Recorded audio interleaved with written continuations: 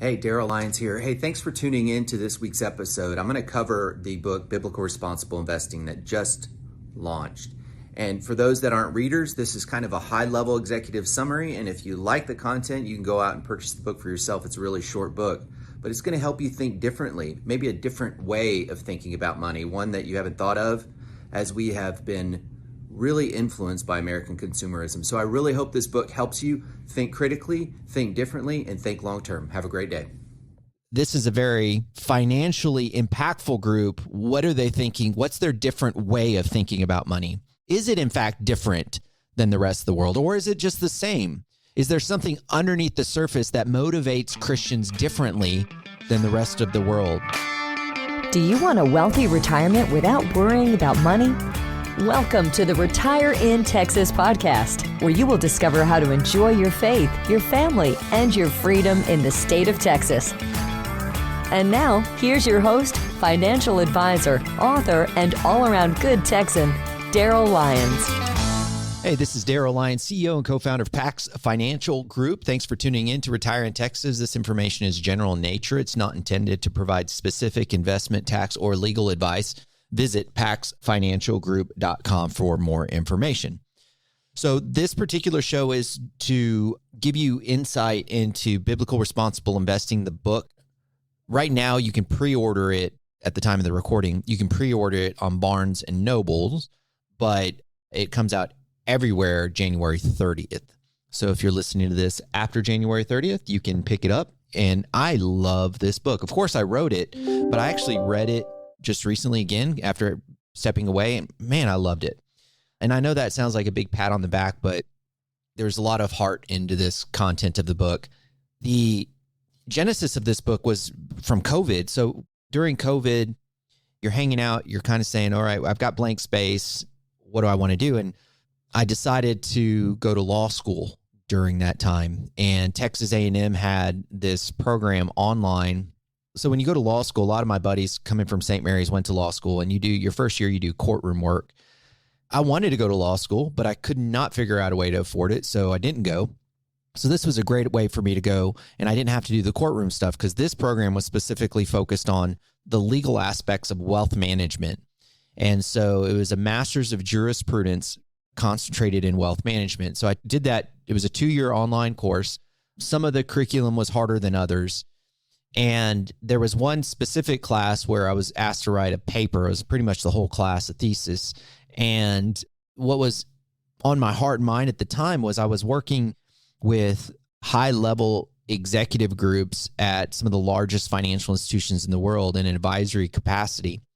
And I was trying to make a case to some of these firms that they need to start thinking about how to construct their products and their services towards the Christian marketplace. And so I thought, I haven't really been able to make progress in telling people about the Christian marketplace, these Wall Street firms. So the paper that I wrote was me making a case to executives. So I was trying to make a case to executives that pay attention to the Christian marketplace. It's a legit marketplace with unique needs. I created the manuscript. I used it to make a case to these executives, and it fell on deaf ears. But I looked at the content and I said, there's content in here that could be good for the consumer, for just all of us. So I had to reformat the book a little bit to make it a little bit less jargonish. And that's the genesis of biblical responsible investing, was directly from my Texas A&M law school. So it's not a thick book. It's a really easy to read. And I actually prefer to, when I write now, to make everything really easy to read, because I know the trend in reading is not high, so a lot of people don't read thick books anymore, so try to make it pretty easy. But here's a quote. This is from Rachel Schnoll. She's the CEO of the Jewish Communal Fund. So she says, Darryl Lyons uses compelling stories and practical examples to show readers how their faith can guide them towards smart and intentional financial decisions. If you don't like reading about money, this book will change your mind. So that was great. Rachel Schnoll's a really well thought of executive. This is from Michael Perkins, a CPA here in town, CEO of Slattery Perkins. Wow, if you have a passion to be a good steward of the resources you've been blessed with, then read this book. The title is Biblical Responsible Investing, and it leaves you not only motivated, but inspired. Thank you for sharing your wisdom unashamedly. So great quotes and endorsements for this book. I start out the book with my story about Alice in Chains. And so you'll have to get the book to read that. And I actually close with Alice in Chains. So you'll have to definitely read the beginning and end. For those that know me, I am still stuck in the 90s with my alternative grunge music, although I prefer acoustic versions of it now. But I do start a financial book off with Alice in Chains, and I conclude with Alice in Chains.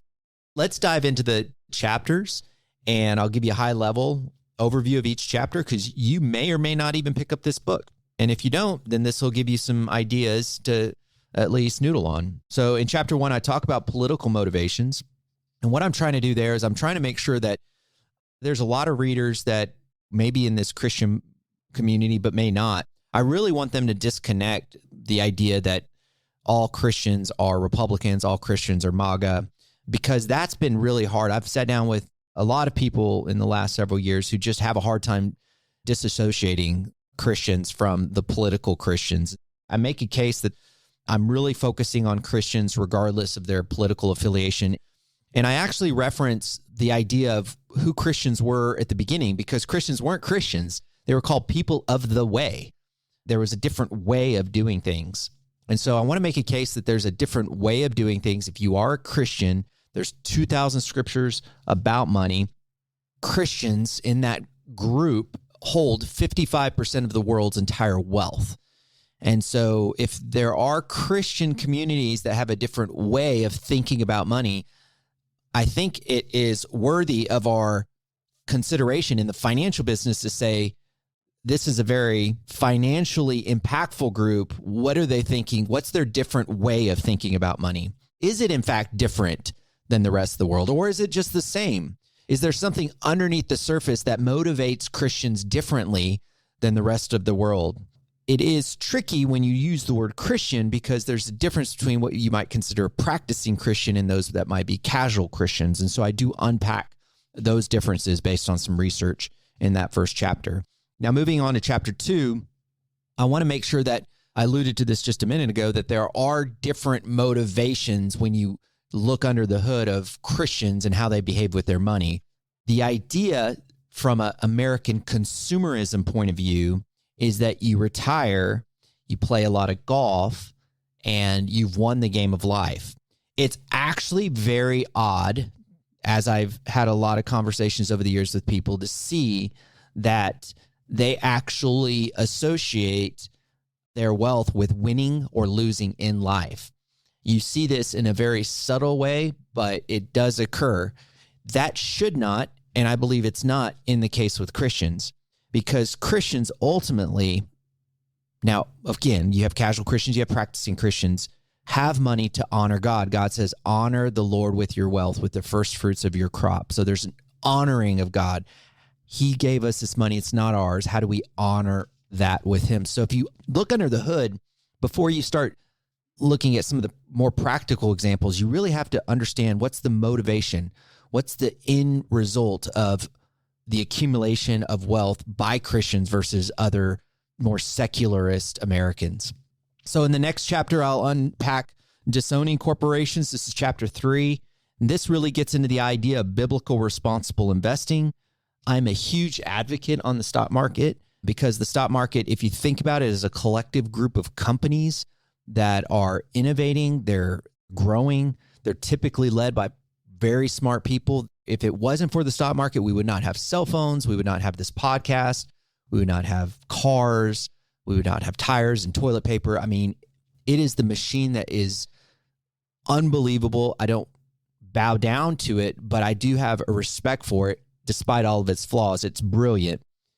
But there has been a lot of progress made in the ability to, when investing in the stock market, screening out companies that behave antithetical to biblical worldview. And so I talk about disowning those corporations in that chapter 3.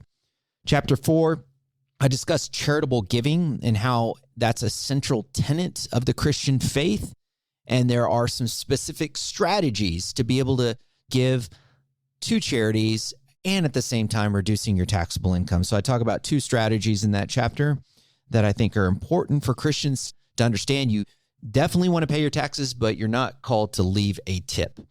Chapter 5, I talk about scrapping traditional health insurance. For those that know, I have not used traditional health insurance for the past 10 years, and we've had major medical claims in my household that have all been paid by an alternative Christian sharing program. That sounds very weird and elusive, but it's very legitimate. I can't wholeheartedly endorse it, but I can tell you, you got to look into these alternatives. The traditional health insurance marketplace is really problematic, and it's burdening many people in the middle class today. And so I discuss the viability of alternative health sharing programs that's rooted in trust, and it's done very well within the Christian community, especially when you look at some of the scriptures that talk about sharing each other's burdens. Chapter 6, talk about debt. And I mentioned in a story at the end of the chapter of how Dave Ramsey actually had a very important impact in my life in helping us get out of debt. But I also talk about my experience in resolving debt in a very honorable way. Even if you get in over your head, I think a lot of people will be quick to file bankruptcy or foreclosure. But I think there's something to be said in the scriptures when you think about it, let no debt remain unpaid. And it is honorable to do our best when we do get in debt to get out of it and to pay it. And so I'll talk about that in chapter 6. And in chapter 7, I do talk about the transfer of multi-generational wealth. There's going to be over $30 trillion that's going to be transferred to the next generation in the next 2 decades. And so what I like to think about when I think about transition of wealth, I think I distinguish between what is an inheritance and what is a legacy. An inheritance is what you leave to someone. A legacy is what you leave in someone. And so can you effectively leave money to the next generation, either while you're alive or when you die, and do it in such a way that it doesn't accentuate bad behaviors? And so we unpack that a little bit. Chapter 8, I talk about con artists. This is happening all of the time now. They target specifically the baby boomers, and then a subset of the baby boomers, they love Christians because of the trust factor. And so just being aware of the financial con artists, and unfortunately, a lot of them can even be in a Bible study or the church. Chapter 9, I talk about retirement. Is retirement in the Bible? There's only one scripture that actually references retirement, but generally speaking, retirement is not necessarily a biblical calling. We'd like to think about it as pivoting into the next chapter with a purpose. If you're not dead, you're not done. God still has breath in your lungs. What do you do in that next chapter of life with money and wisdom? Chapter 10, we talk about behavioral finance. I got to admit, this is one chapter where I go, should I have written that? It seems too jargonish. The reason I like this chapter is because I like it personally. I just don't know if it translates to the reader as well, because the financial industry has really made this massive shift, and you'll see it once you are aware of thinking about maximizing returns, but talking about the heart of money. Yeah, I saw a bank sign that says money is more than just wealth. You're going to see a lot of that now. And what we're seeing here is that a lot of financial institutions are starting to connect money with the heart. And that's a spiritual connection. And the secular movement's doing it in something called behavioral finance. From a secular perspective, there's incredible tools, but at the end of the day, they're getting at what they're trying to do is connect your money with what God has put in your heart, your purpose, and your calling. So it's a very much a spiritual thing that's happening, but in the secular world, they call it behavioral finance, and it's a very interesting next chapter in financial services. But again, a little too nerdy. Chapter 11, proxy voting.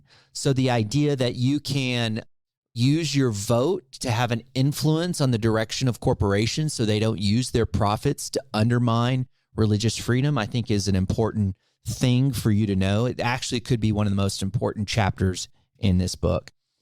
That's a general overview of biblical responsible investing. Again, I conclude it with the Alice in Chains story and then just a little Q&A with me, with my editor.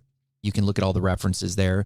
There's also, Morgan James did something cool. So there's a free ebook edition with the purchase of this book. So you can get that from Morgan James. That's the very beginning. That's kind of the high level overview. Grab the book if you get a chance. You can certainly, I think, enjoy reading it. It's easy read, and then you can share it with others. But if you don't, you just got the executive overview. So I hope that helps. Thanks for tuning in to Retire in Texas. I want to encourage you. We've got on PAX Financial Group, you can get a 15-minute consult with one of our advisors. They have hearts of a teacher. Do that just to see if there's a good fit. There may or may not be a good fit, but I think it's important that you just connect with them and just understand if they're able to help you navigate this next chapter in life. In the meantime, I want to remind you, as always, you think different when you think long-term. Have a great day.